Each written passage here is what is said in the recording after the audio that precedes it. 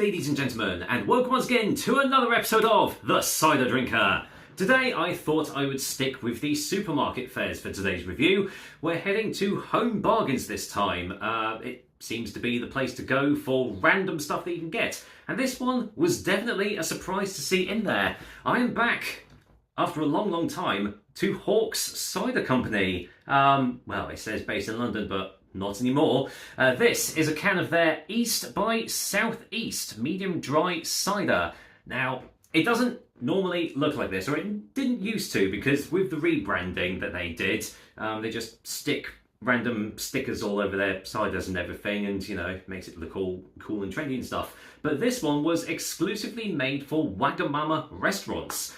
Now, I can only assume that the contract with Wagamama's ran out and they just had all these surplus cans that they couldn't get rid of. So Home Bargains probably said, hey, bring them over and we'll ship them out for a cheap price. They've been there for quite a few weeks now, and I went to my local one again and there's still shelves full of them. So the amount of cans they must have had is absolutely amazing. And considering they've got no stickers and everything on them, they were obviously just surplus, I'm guessing anyway. But anyway, this one was very cheap. This was only 99 pence for this can. So if you like your Hawke's cider, maybe this is one to go for. So yeah, head to your local Home Bargains now. So yeah, it says it's based in London, but they're not anymore because they were bought up by Brewdog years ago, and all their operations have been shipped up to Ellen now. So their tap room is no more. So this is obviously quite an old can. City cider to the core, never from concentrate. So, I mean, that's always a good thing. So yeah, this is a medium dry cider, comes in 330ml cans, and this is pretty average 4.6% ABV.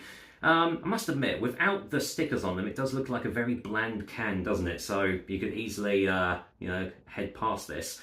Apart from that, there's nothing else on this can, but what I can tell you, because I've read all the info and stuff beforehand, this is made with Fuji apples, hence the name East by Southeast, because Fuji is a Japanese type of, Japanese breed of cider apples that's used. So it's Asian influence mixed in with London culture, I guess. But again, not anymore. Anyway, enough waffling. What does that actually mean for a cider? Well, let's get this can poured out and I'll tell you all about it, because, well, that's what this channel's all about, isn't it?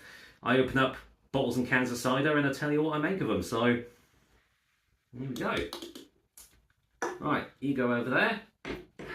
Sorry, dirty glass once again. This one never ever gets clean. Anyway, yeah, lightly sparkling cider, as you can see, and a very light colour. That is a very pale straw colour for sure. Bordering on almost looks more like a perry or like a champagne style drink in there. So yeah, but yeah, fairly big bubbles. But well, let's see what it smells like. Okay, so just like a sweet red apple. Maybe a very vague hint of spice there. But aside from that, not really a lot else. Just very unassuming, quite an inoffensive aroma, but you know, inviting enough. So let's see what this one tastes like. Cheers, everyone. Well, you would have to go to London for this, but now you got to go up to Ellen to get it, or just go to your local Home Bargains if it's good enough anyway. Cheers.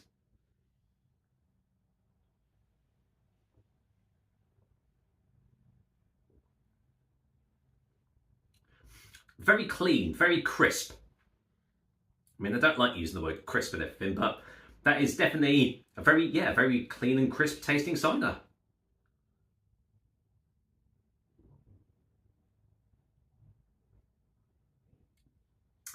Okay, there's a nice balance between the sweetness and the acidity on the initial taste. Very mouth-watering, actually, but not from the dryness, but just from the fact that it's quite juicy and refreshing. It's really, really making my saliva glands come to life, actually, making me want to sort of go in for another sip. But there's quite a nice drying effect on the back end. My tongue actually does feel a little bit dry on the finish there. Speaking of finishes, not really much going on in the way of finish. It's subtly sweet, well, I'd say subtly bittersweet, but nothing really going on, to be fair.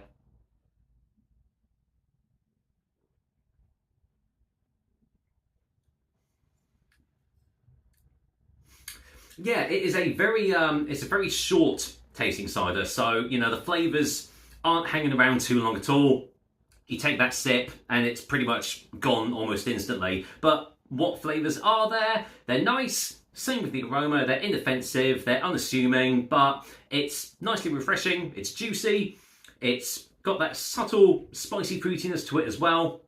And overall, I mean, for 99 pence a can, it's pretty much a steal, to be fair. So let's get a final taste for a final verdict, shall we?